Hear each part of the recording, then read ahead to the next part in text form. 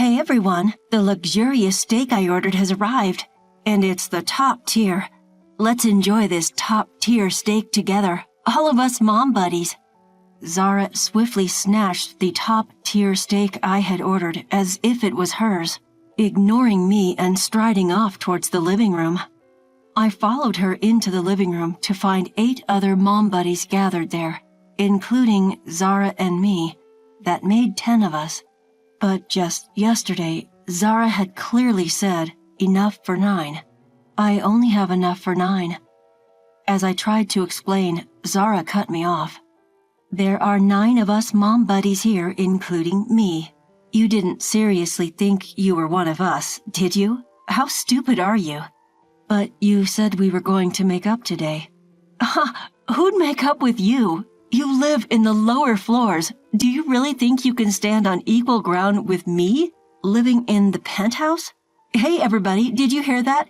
This woman seems to be getting a little confused, don't you think? Upon hearing Zara's words, the other mom buddies laughed along uncomfortably. No one dared defy tyrannical Zara. I see, so that's how it is. I'm not a mom buddy, so I'll be going now. You finally get it, huh? Your husband earns $3 million a year, while mine earns $5 million. Who would be mom buddies with a low-level woman like you? If that's the way she wants it, then I won't hold back anymore. Let's make it clear who's the one misunderstanding things. My name is Grace. I'm a working mom juggling a job alongside my duties at home. My husband has been a PC enthusiast since his student days and managed to strike it rich by creating a popular game. He was quite famous for a while, often featured in magazines, but those days are long gone. Now, with no hit titles and only a handful of employees, we're managing on a small scale. So lately, I've been working too, supporting our home along with my husband. We have a daughter, Aria, who is in the 5th grade this year. In a few years, she'll be a middle schooler and entering the tumultuous teenage years. So we moved from our previous apartment to a suburb renowned for its child-friendly community. In this new environment, we hope to turn over a new leaf and live happily with our daughter. But that hope was short-lived after we moved. Because in our new condominium lived the tyrant of the mom buddies. Her name is Zara. She resided in the penthouse of the same condominium where we moved to. She claimed to have been a model in a magazine in the past, which seems credible considering her stunning looks that could turn heads. But no matter how attractive one may be on the outside, what truly matters is what lies within. And despite her physical beauty, she turned out to be a vile woman inside. I felt this firsthand when I met her for the first time. This condominium was full of families like us, and I had heard that the mom buddies often gathered. In order to help my daughter, who had no friends after moving, I decided to actively participate in the mom buddy gatherings, and there I met her. Zara was the tyrant of the mom buddies, or rather, the condominium had a natural hierarchy based on the floor people lived on. So it seemed natural that Zara, who lived on the top floor, would be at the center of things.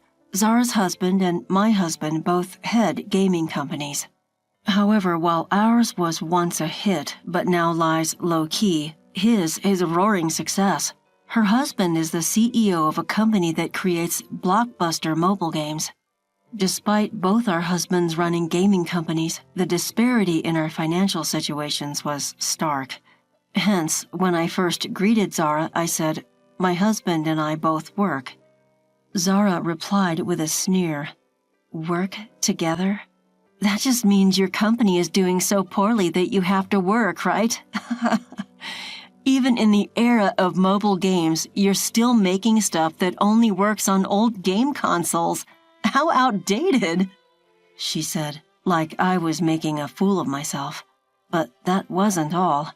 She loved to flaunt her husband's earnings, or more accurately, she considered the amount her husband earned as her status.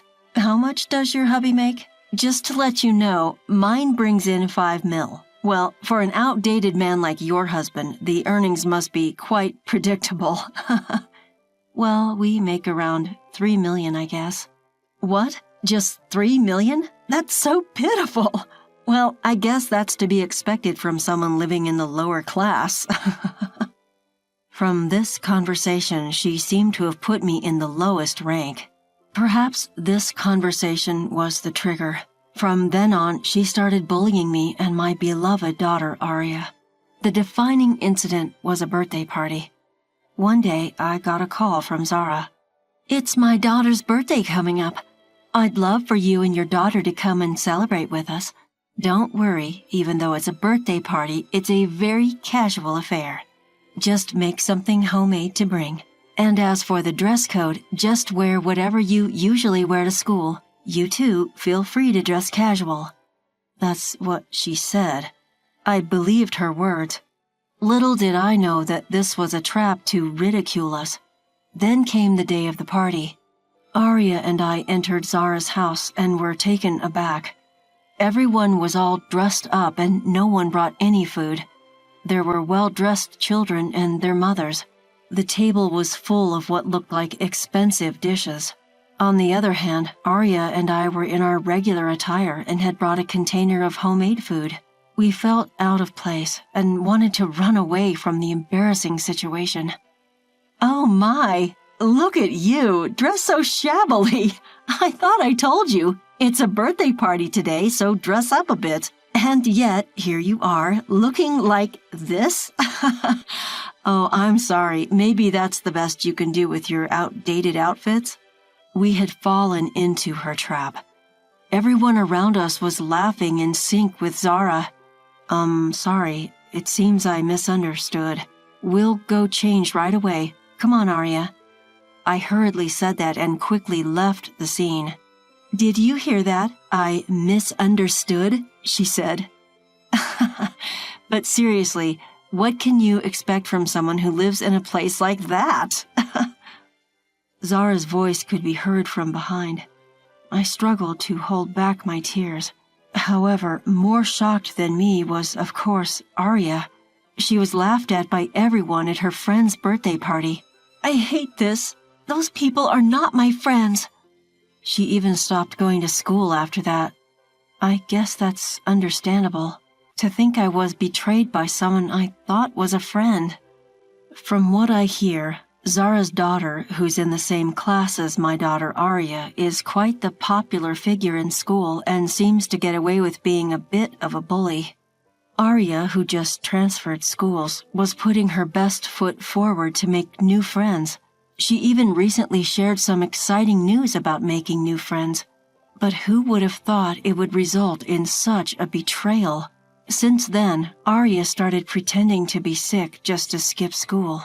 I feel the responsibility lies with me for not confirming with the other mom buddies at the time. So I decided to just step back until Aria recovers from this emotional setback. But when a child is absent from school for a week citing illness, it raises eyebrows. Maybe that's why. The following weekend, I received another call from Zara. "Oh, sorry about the other day. I seem to have misspoke." Misspoke? After what happened to Aria? Misspoke? You did that intentionally, didn't you? "Oh, my, why would you say such a thing? That's mean." "Well, never mind. Your daughter hasn't been coming to school since that day and people are starting to ask me weird questions. They are suspecting something might have happened at that birthday party. This is causing inconvenience. Let's make up quickly." It's astonishing how she can brush aside her wrongdoings and still make such a request. I came to really dislike this woman. But if things remain as they are, Aria might keep avoiding school indefinitely. If I swallow my pride and reconcile with this woman, maybe, just maybe, Aria will start going to school again. All right, let's do it. That's the spirit. Let's have a lunch gathering at my house tomorrow with the other mom buddies. And let's reconcile there. Clearly say in front of everyone that nothing happened that day and your daughter not coming to school has nothing to do with the birthday party. All right, I'll do as you say. And, since it's a lunch, we can't not have food, right? You should order takeout from that high-end steak place I mentioned. Make sure it's for 9 people and the best they have. Absolutely the best. Understood? How thick-skinned and shameless can one get? Biting back my anger, I confirmed and quickly hung up. It's all for Arya. If this helps Arya regain her spirits and go back to school.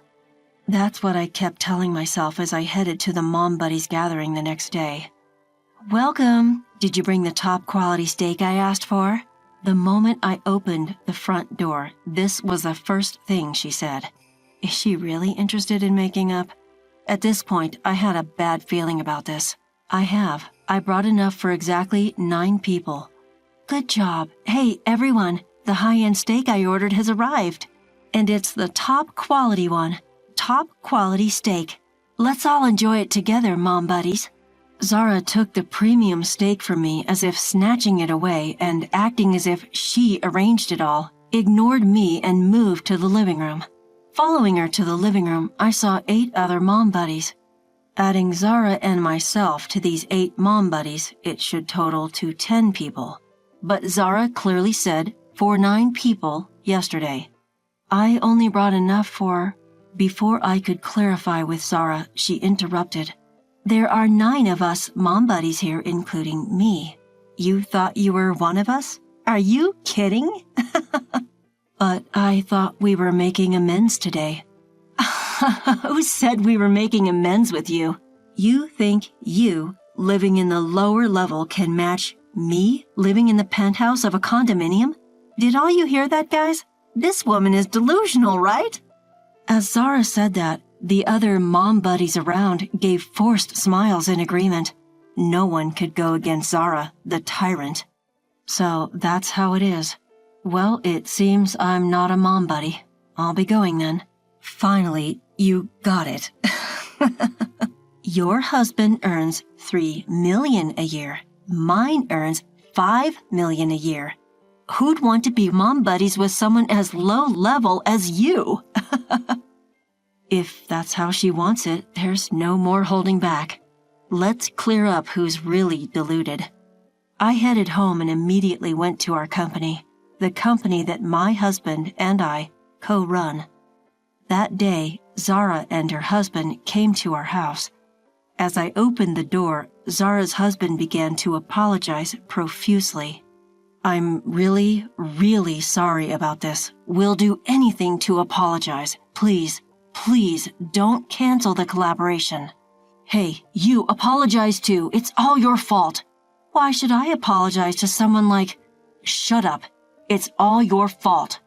You see, the mobile phone game run by Zara's husband was scheduled to collaborate with the game character my husband and I hold the rights to in their next big campaign.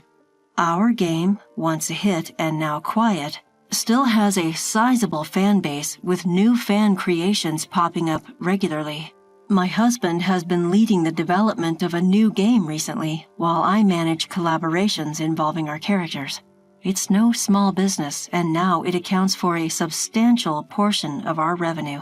This is all thanks to our passionate fans who grew up playing our games and now pour lots of money into them as adults.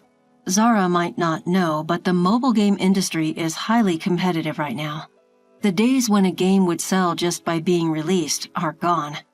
That's why the mobile game run by Zara's husband was planning a collaboration with our game, which has a large and passionate fan base, to boost its recently declining sales. The campaign was quite a big deal, generating lots of buzz even before it started, and it seemed to have significantly boosted the stock price of Zara's husband's company. But that's in the past, because I canceled the contract. The news spread quickly, causing the company's stock to plummet.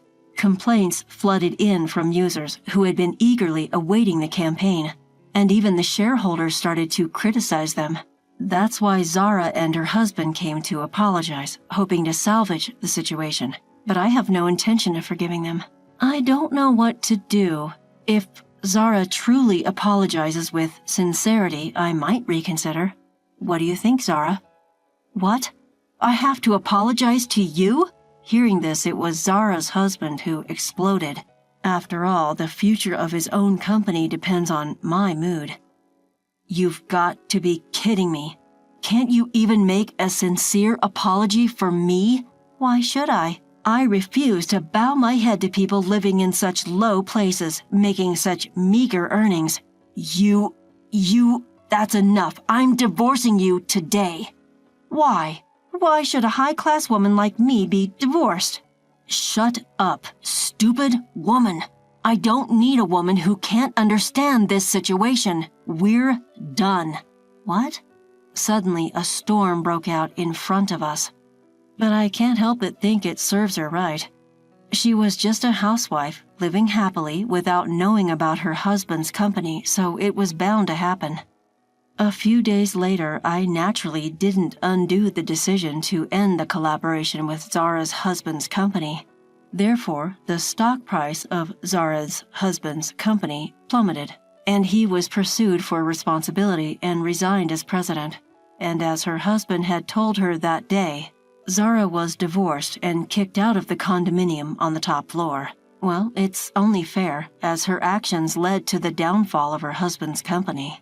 Without her status of the top-floor condominium and her husband's income, Zara, like a tyrant banished from the pack, took her daughter and moved somewhere else as if fleeing. Perhaps thanks to that, Arya, who hated going to school so much, is now happily attending. The other mom buddies apologized to me for what happened then. Apparently, everyone was too afraid to stand up to Zara. Everyone seemed to have been quite concerned about what happened. Now I'm having a great time with them as real mom buddies. There was a time when I wasn't sure what would happen, but it looks like I'll be able to live peacefully from now on.